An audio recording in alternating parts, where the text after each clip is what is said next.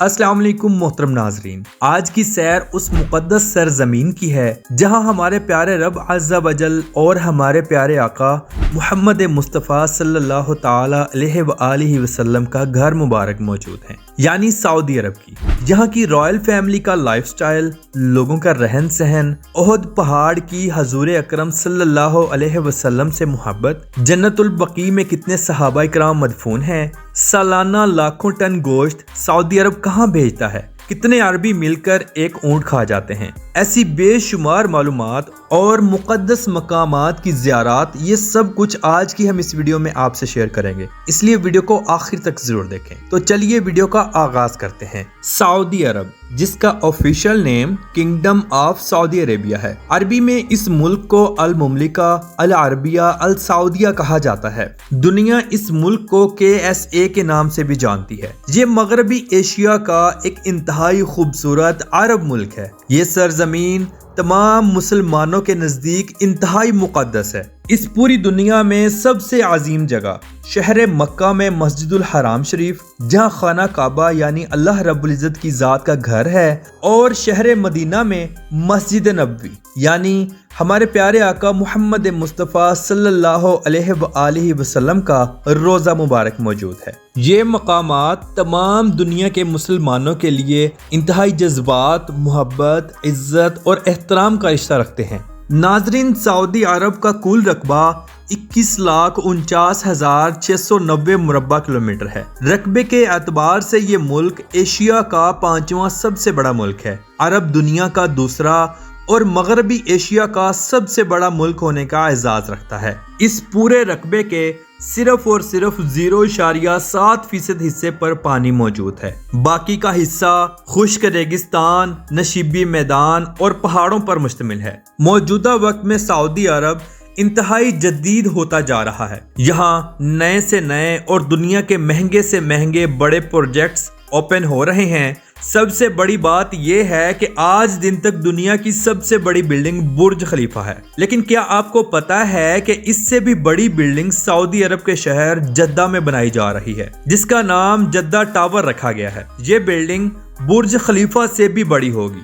इसकी ऊंचाई 3280 फुट दर्ज करवाई गई है। अगर हम सऊदी अरब में मौजूद दुनिया की सबसे बड़ी कैमल मार्केट की सैर करें तो ये शहर रियाज में मौजूद है, जहां अरबी नस्ल के ऊंट और इसके अलावा कई दूसरी नस्लों के ऊंट पूरी दुनिया से यहां आकर फरोख्त होते हैं। महंगे से महंगा और सस्ते से सस्ता ऊंट यहां आपको बाआसानी मिल जाएगा। इस मंडी से सालाना लाखों रियाल का सरमाया इकट्ठा होता है। नाजरीन, अब हम बात करेंगे मकाम ओहद की। मुसलमानों का 3 हिजरी में दूसरा सबसे बड़ा गज़वा भी ओहद पहाड़ के नजदीक हुआ था, जिसमें 72 सहाबा इकराम अलैहिम रिदवान की शहादत हुई थी। हजरत अमीर हमजा रदी अल्लाह ताला अन्हो भी इसी गज़वा में शहीद हुए थे। नबी करीम सल्लल्लाहु अलैहि व आलिहि वसल्लम के दंदान मुबारक भी इसी गज़वा में शहीद हुए थे। जब सहाबा इकराम को दफनाने के लिए जन्नतुल बकी की तरफ ले जाने लगे तो ओहद पहाड़ रोने लगा। ओहद पहाड़ ने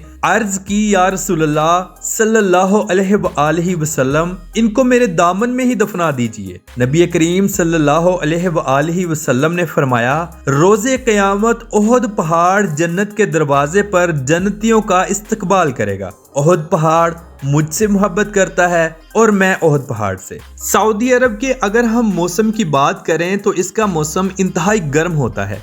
नवंबर में रात के वक्त मौसम थोड़ा सा ठंडा और अच्छा होता है। दिसंबर से मार्च तक का मौसम तकरीबन ठंडा होता है। बारिशें बहुत कम होती हैं, लेकिन जब होती हैं तो पहाड़ों से वादियां निकल पड़ती हैं। इन वादियों से बचने के लिए करीब की आबादियां वक्ती तौर पर खाली करवा ली जाती हैं, ताकि कोई भी जानी और माली नुकसान ना हो सके। नाजरीन, सऊदी अरब अपना कौमी दिन 23 सितंबर को मनाता है। इस दिन पूरे मुल्क में खूब जश्न होता है। लोग अपनी गाड़ियों के साथ रोड्स पर निकल आते हैं और खूब इंजॉय करते हैं। मुल्क के कई शहरों में आतिशबाजी होती है, जहां मुल्की और गैर मुल्की लोग मिलकर قومی دن کی خوشی مناتے ہیں، مٹھائیاں بانٹی جاتی ہیں، رشتہ داروں کو کھانے کی دعوت اور تحفے تحائف دیے جاتے ہیں۔ اگر ہم سعودی عرب کی سرحدوں پر نظر ڈالیں تو مغرب کے جانب سے دنیا کا خوبصورت ترین سمندر بحیرہ احمر لگتا ہے، شمال میں اردن، عراق اور کویت، مشرق میں خلیج فارس، قطر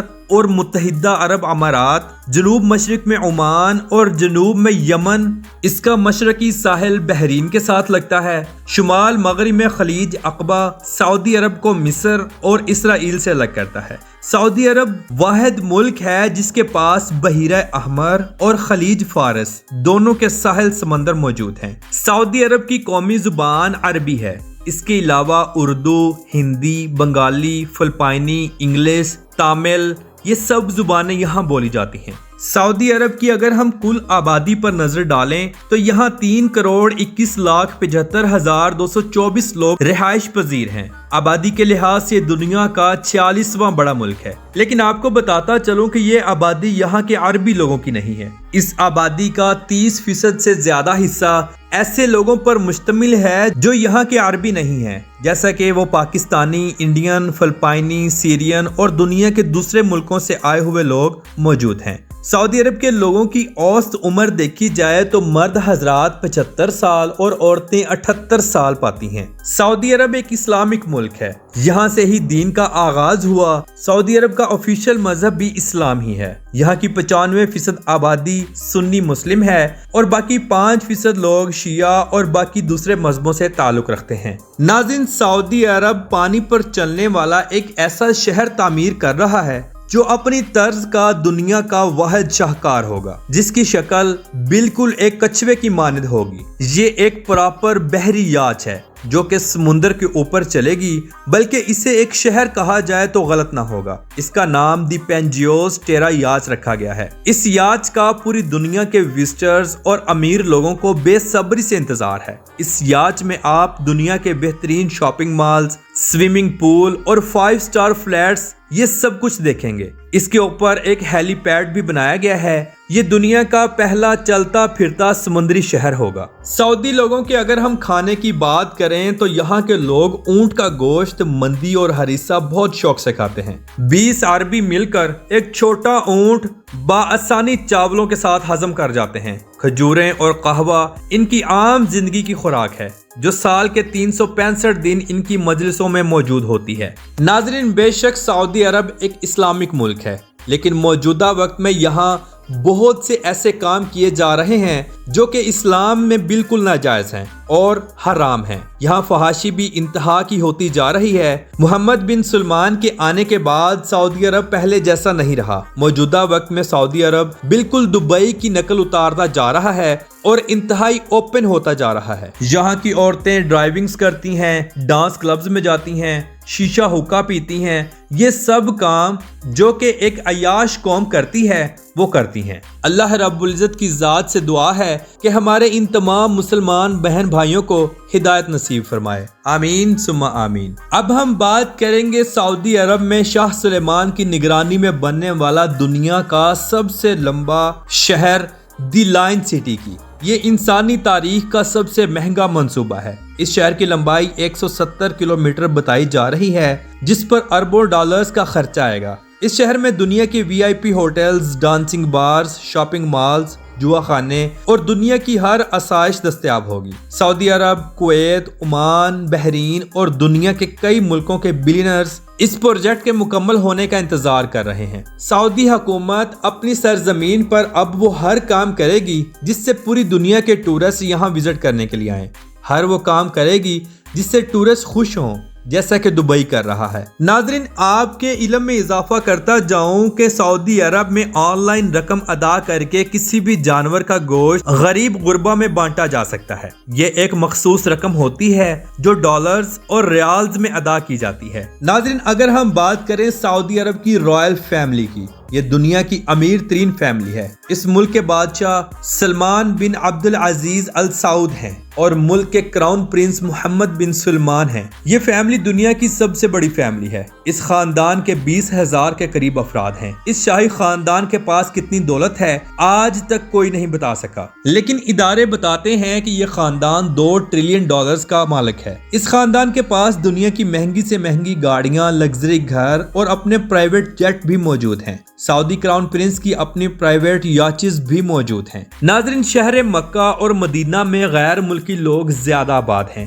مقامی لوگ کم ہیں۔ عمرہ اور حج کے لیے آنے والے حجاج اکرام کی تعداد سب سے زیادہ ہے۔ ان دو شہروں میں آپ کو دنیا کی ہر چیز بآسانی مل جائے گی۔ یہاں بڑے بڑے شاپنگ مالز موجود ہیں اور مارکیٹس بھی موجود ہیں۔ مسجد حرم شریف اور مسجد نبوی شریف میں آپ کو پورا سال فری کھانے کے دسترخوان ملیں گے اور یہاں لگنے والے دسترخوان دنیا کے سب سے بڑے دسترخوان ہوتے ہیں۔ سعودی لوگ لباس میں قندورہ، سر پہ رومال اور گاترا رکھتے ہیں۔ اچھا اور صاف ستھرا لباس پہننا ان کی فطرت میں شامل ہے۔